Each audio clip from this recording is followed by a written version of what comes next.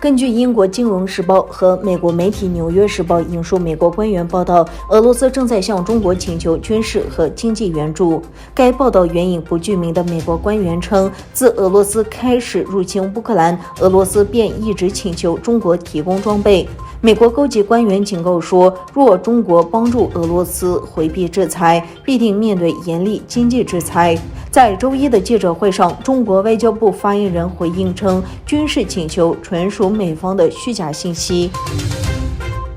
德国周一表示将购买35架美国 F-35战斗机，这是自总理舒尔茨承诺为应对俄罗斯入侵乌克兰而支出1000亿欧元对军队进行升级以来的第一笔大型防务交易。德国决定购买 F-35战斗机，以替换能够充当核武器的狂风战斗机。狂风是德国唯一能够在发生冲突时携带存放于德国的美国核弹的战机。德国空军自1980年代以来一直使用这种飞机。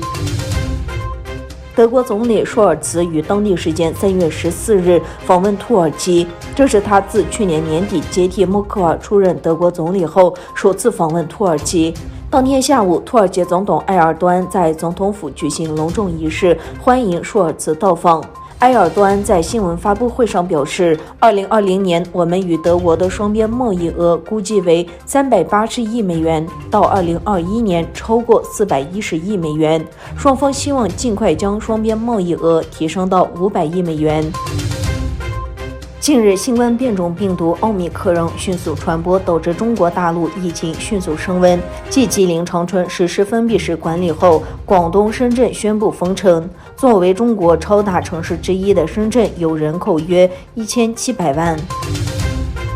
哈萨克斯坦总统哈斯穆图卡耶夫14日签署关于确保哈萨克斯坦共和国金融稳定措施的决议。根据总统签署的命令，哈萨克斯坦自3月14日起禁止携带等值超过1万美元的现金外币出境，同时禁止出口哈萨克斯坦央行发行的金条和金银制成的投资硬币，以及超过100克的金链金。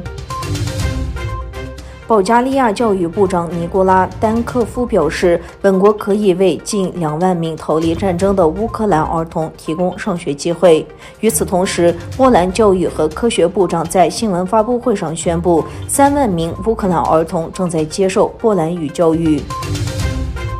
据了解，中国政府以改造和美化东突厥散旧居住地为名，拆除了喀什历史中心集市。中国社交媒体平台上分享的多段视频显示，中共当局以改造为借口，在喀什涂满海烟案，强行拆除了被民众称为辛巴扎尔的喀什中西亚国际贸易中心。